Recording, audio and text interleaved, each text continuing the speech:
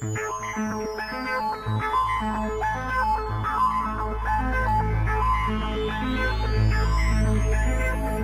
if I told you you were secretly being hypnotized by modern music?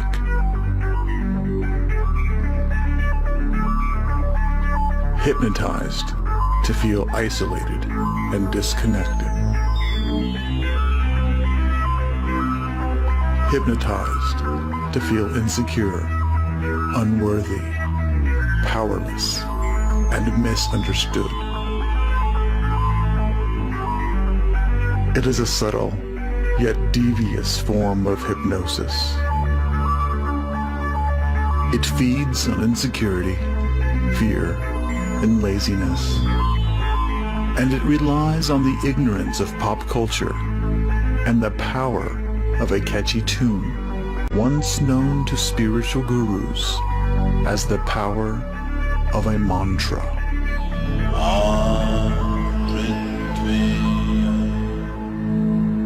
In 1932, an influential Nazi named Joseph Goebbels was instrumental in changing the standard tuning of all instruments from 432 Hz to a brand new tuning standard of 440 Hz.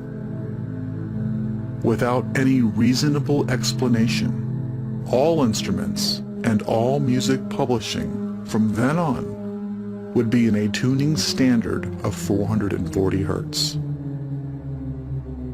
In 1940, the United States adopted this new tuning standard, and since 1953, this tuning has been the only accepted tuning in music, and is still used in the global music industry exclusively today. Science has since realized the vibratory and oscillatory nature of the universe. They have discovered, just as mystics have described for centuries, a universal vibrational energy that all things in nature are in equilibrium with.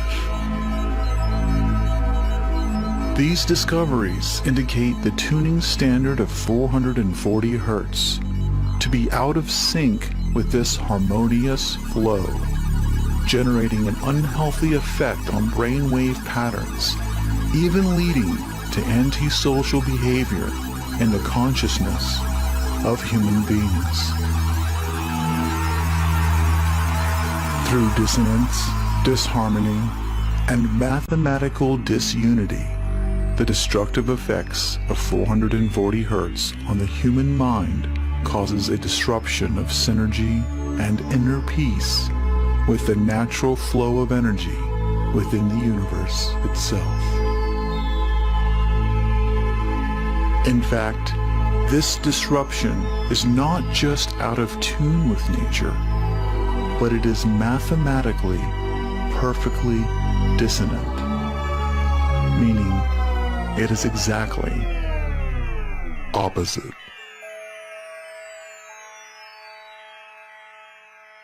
To put the magnitude of this fundamental change in music into perspective, music tuned to 432 Hz has a natural healing effect on the body and mind that can be measured in a laboratory. This effect can make the listener extremely lucid, accompanied with a soothing feeling of being held in love. Contrarily, 440 Hz entrains the human brain waves in an opposite pattern, essentially making the listener a sponge for negative energy.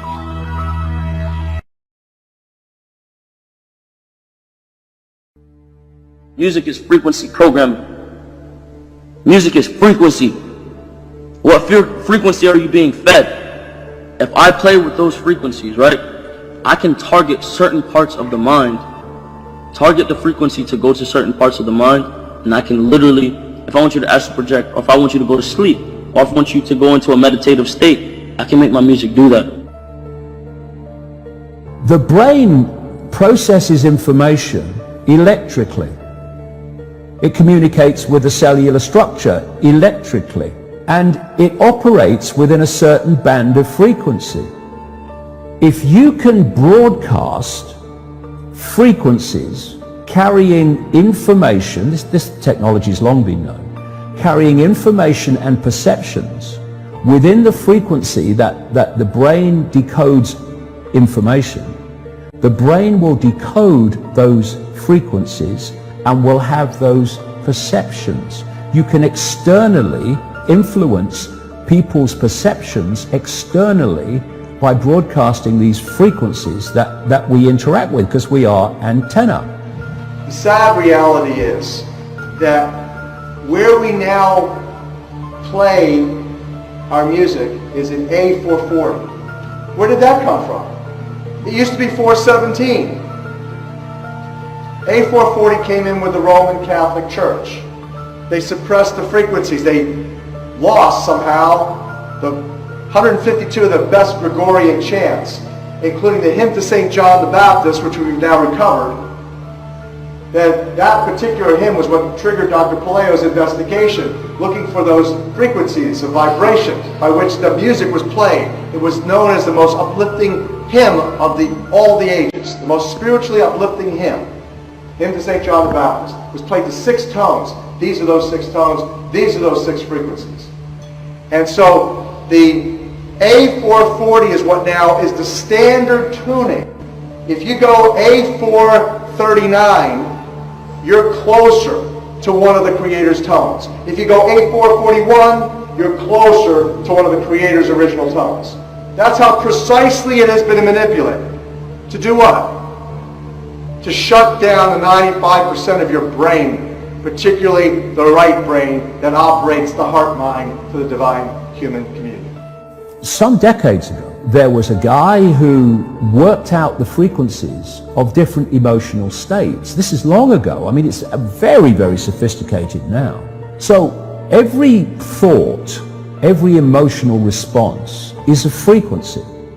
It generates a frequency, and it is of itself a frequency. Hate is a frequency, and it's different to love. You know, when you are in a room and there's lots of aggression and conflict and hatred, you feel it. What do people say? Oh God, you can cut the atmosphere with a knife in there.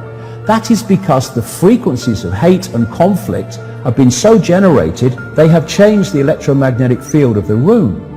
When you go driving your car and your channel on the radio is tuned to a station and you're grooving to the music, you love that music.